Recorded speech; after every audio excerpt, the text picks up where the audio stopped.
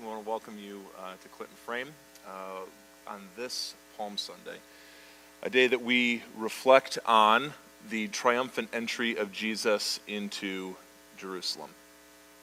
This morning we want to start with our text in Luke 19, beginning in verse 37, and want to reflect on some of the things that are said about Jesus, what Jesus has to say to the people as he's entering into Jerusalem, and really what it means for us, even in this season that we find ourselves as we enter into Holy Week, and then also as we, as a people, as the church, engage in an unprecedented time of new challenges. And so I just think these words from Jesus have so much to say to us this morning. So again, Luke 19, beginning in verse 37.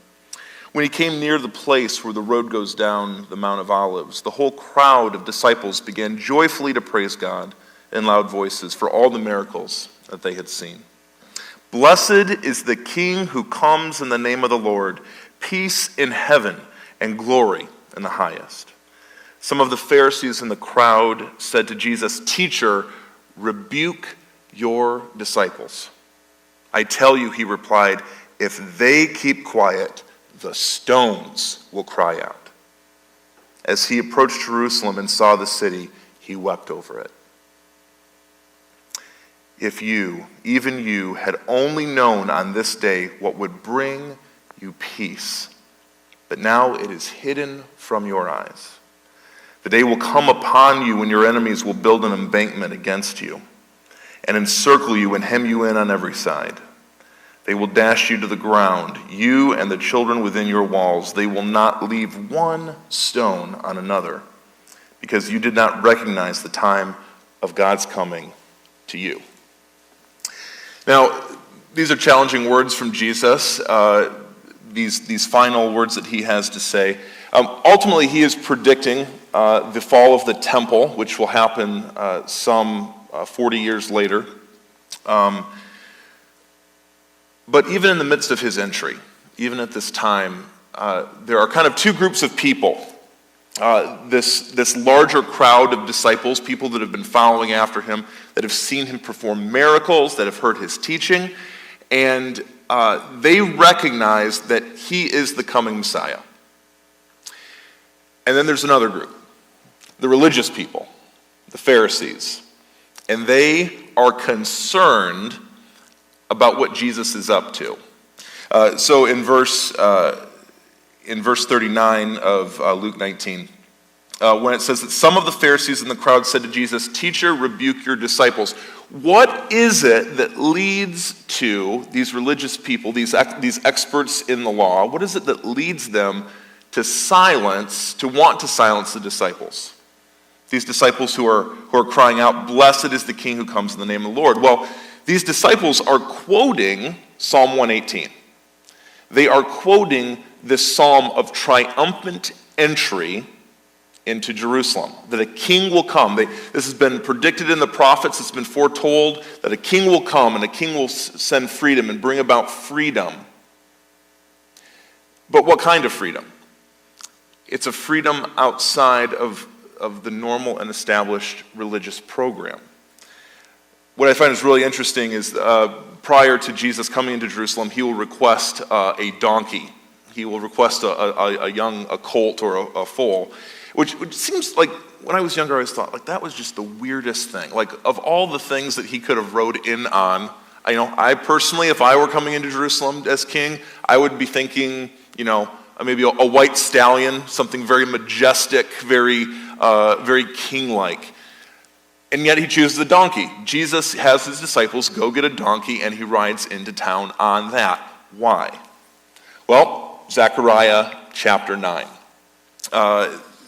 We hear these words beginning in Zechariah chapter 9, verse 9. "Rejoice greatly, daughter Zion. Shout, daughter Jerusalem. See, your king comes to you. Righteous and victorious, lowly, riding on a donkey, on a colt, the foal of a donkey. I will take away the chariots from Ephraim and the war horses from Jerusalem, and the battle bow will be broken. He will proclaim peace to the nations.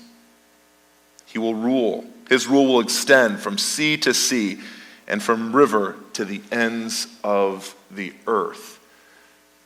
Again, the disciples recognize Jesus is fulfilling these prophetic words of his kingship and of his entry in. There are two people, those who recognize it and those whose eyes are closed to what God is doing in this important, pivotal moment, in this time of what should be excitement for all of Israel. There's caution and fear and a desire to keep things quiet. Let's not get too out of hand, the Pharisees' desire. Teacher, keep your people quiet. And then Jesus' words, I love this. Even if my disciples stay quiet, the stones will cry out from the ground. The stones. It's as if all of creation has been groaning, has been, as Scripture will say, long anticipating the coming of their King. And the disciples are simply participating. They are participating in all of creation, recognizing that their King has come. So the question is, what kind of people are going to notice this? What kind of people are going to see it? It's the people who recognize that light has come into the world. I often think of John 8:12. Jesus, in John's gospel specifically, there's a big focus on this image of light and of sight, of seeing things as they are in light of Christ. John 8:12 says, when Jesus spoke again to the people, he said, I am the light of the world. Whoever follows me will never walk in darkness, but will have the light of life. There's all these great I am statements in the New Testament of Jesus, in this I am the light of the world. It's interesting that even when light comes into the world, not everybody sees it. Not everybody has their eyes open to it. Their focus is elsewhere, either on just getting by and surviving, or maybe it's maintaining a particular way of the way things always have been. Maybe it is just trying to hunker down and hold on to routine and hold on to safety and certainty. But Jesus is troubled by those who do not see. He says he weeps over Jerusalem as a place of blindness, as a place where the peace that God would like to bring to them, the peace that he would like to bring to his people, is hidden from their eyes. They walk in darkness despite the fact that the light of the world has come to them. And I would like to think of myself, I'd like to think of our community, of our congregation, of any of us. If Jesus rode into town tomorrow, would we see him? Would we be aware that he is here? Or would we be like the Pharisees, like, let's keep things quiet. Let's not get too out of control. Let's not put our hope in something that could ultimately fail us. We want to keep the status quo. I'm just reminded in these days that we find ourselves in, friends. This is anything but normal. There's a new normal in our midst. And we can choose a couple of different routes to respond to this new normal. We can hold our breath and wait for things to go back to the way they were. Or we can breathe, we can open our eyes, we can look for Jesus in the many places that he wants to reveal himself in our communities, in our families, maybe even within ourselves. So this morning, I just want to encourage each and every one of us that find ourselves in just a whole bunch of different circumstances.